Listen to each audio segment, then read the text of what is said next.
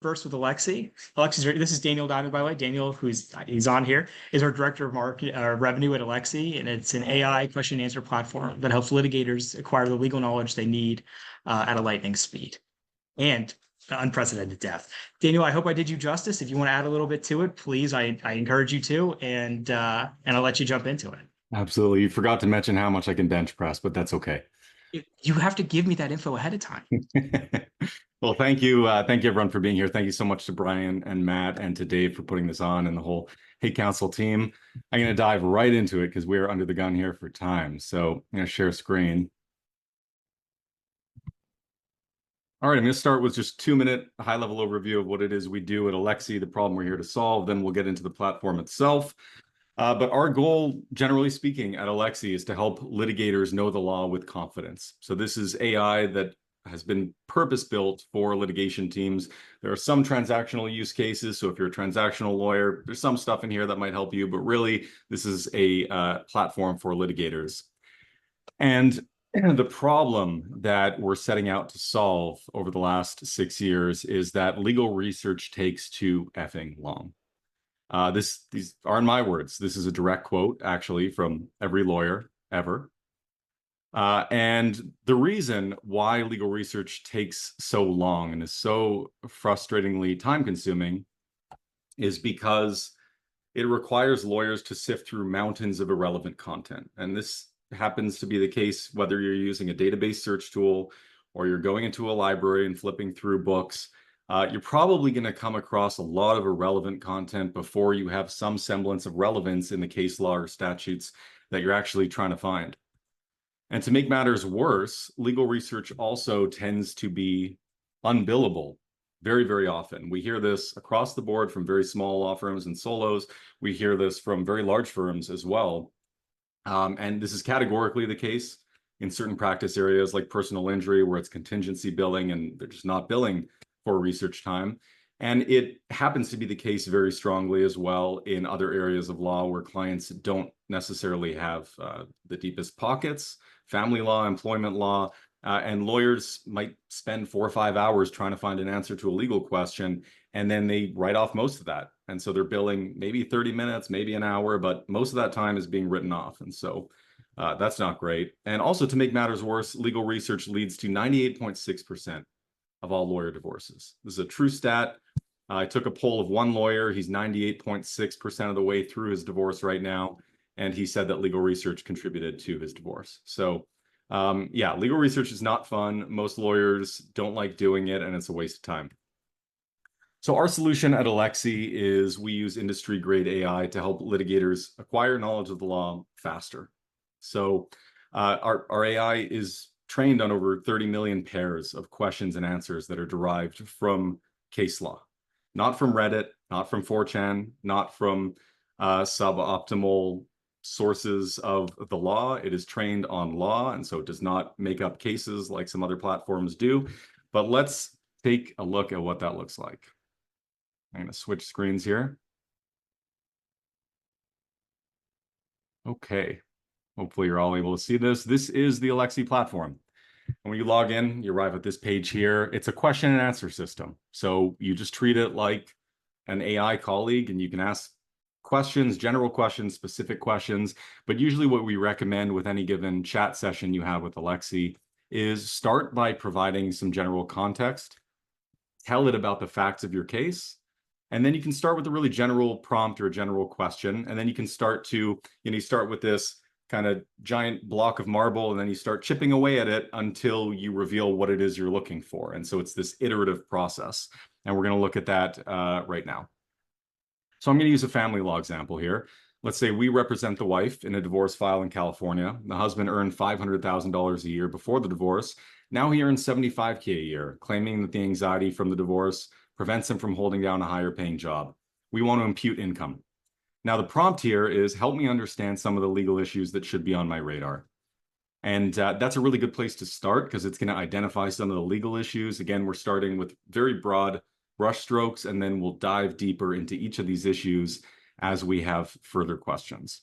So here it's identified a number of legal issues. And let's say I have a follow-up question here. Sorry. So follow-up question, how do we determine if his reduction in income was voluntary or not? And so you have the ability to ask rapid fire questions about the law and continue to iterate on your research and get answers to those questions. But one thing you might have noticed here is it's not providing sources. It's not giving us cases or statutes. Now, if you want to do that, you would then request a research memo. So here I'm going to prompt it, please give me a research memo. Always say please and thank you with AI, because it's going to take over the world one day, and you don't want Arnold Schwarzenegger kicking down your door. So I'm going to ask for a research memo here, and it's going to ask me if these are the facts of the case. I'm going to confirm, okay, these are the facts. Is this the question that I want to ask? How do courts determine income imputation in divorce cases when a spouse claims reduced income due to anxiety? I'm going to submit that. I'll pick whether it's state or federal level law. We'll go with state. We'll pick California and hit submit. Now on the right-hand side here, you can see that this memo is generating. And we've got about 2 minutes left till it finishes generating. And every memo is this isn't pulling from some database of memos that we have that's going to regurgitate a memo that's previously been asked. This is a one-to-one memo. It's bespoke. It's going to answer the question in a tailored way based on the question that you've asked. So we've got a couple minutes left till that generates. And in the meantime, let's ask a couple of other questions and see what else Alexi can answer. So here I'm going to ask what documents might be relevant to assessing the income imputation issue.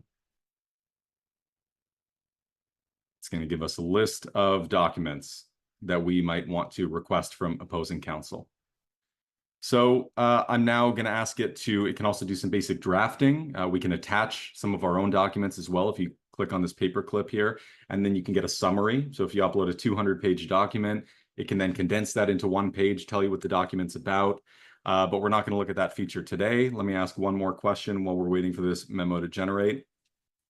Please draft a letter to opposing counsel requesting these documents. Please keep the tone friendly but firm. Please subtly imply that we may bring a motion if our request is unmet without it coming across as an obvious threat. Got to be subtle, right? So here at lightning speed, it's drafting us a letter to opposing counsel requesting the exact records that we mentioned above. So we've got less than a minute left till this memo generates. How am I doing on time, Brian or Matt? You've got. I'm about to cut you, and then we're gonna not physically, but and then we're gonna jump into a Q&A. But okay, I'll give you another 30 seconds. Go for it. Okay, here. So this is what a completed memo looks like with Alexi. There's generally a number of different sections. You get a quick and dirty answer to the question, 2 paragraphs long, followed by a recitation of relevant legal principles. All cases are hyperlinked. Our goal isn't to give you 100 cases on the issue like a database search tool. The goal is to give you the most relevant, most authoritative cases. You can click on any one of them. It'll bring you to the full text of the decision. And then there's a lengthy discussion of law where you can actually do a deep dive and understand why the law is the way it is, followed by all relevant authorities at the bottom of every memo. But yeah, our goal is to help you acquire legal knowledge at lightning speed and in a deep way with these research memos. But you are cut off, my friend. I'm sorry, right. I did it. But you did it. This is fantastic. I think this is a really cool tool, especially with my litigation background. I understand the utility of it tremendously, especially because I don't have time. And a lot of things, to your point, if you're doing insurance work, it's hard to bill for it. Especially like starting on your research journey. Plaintiff's side, you do not want to spend time on this. We have a really good question from the audience. How does Alexi get updated based on new case law? Yeah, so we license our content from Fastcase, and it's updated daily. I love it. I love it. I'm going to give everyone a moment I think there's another one. If there's any other questions, I'm selfishly have like 1 or 2. And while we're doing that, let's get the poll. Yes, let's get the poll on. So David, if you want to share just that poll screen, but I also will launch this poll. Perfect. If I can find it. Again, everybody, this is how we're judging these startups, and we'll ultimately choose a winner. So we have another question about the models driving the AI tools, if you're willing to disclose. Yeah, so basically we have built a retrieval system since 2017. That's our own proprietary retrieval system that says, when given this question, here's what an answer should look like. And then when it comes to the text summarization component, once it's retrieved everything that it needs to retrieve from case law, it's summarizing that using a variety of models. So GPT-4 is in there, and Llama and Claude, and for different use cases within the text summarization, we use different models. Fantastic. All right, I'm going to give everyone one more second. If you want any, Daniel, quick parting words. Thank you all. This is really fun, and good luck to everyone else. Thanks so much, Daniel. It was awesome. And yeah, everybody, you have another minute or so to answer the poll for this one, and then we'll kind of flow right into the next one.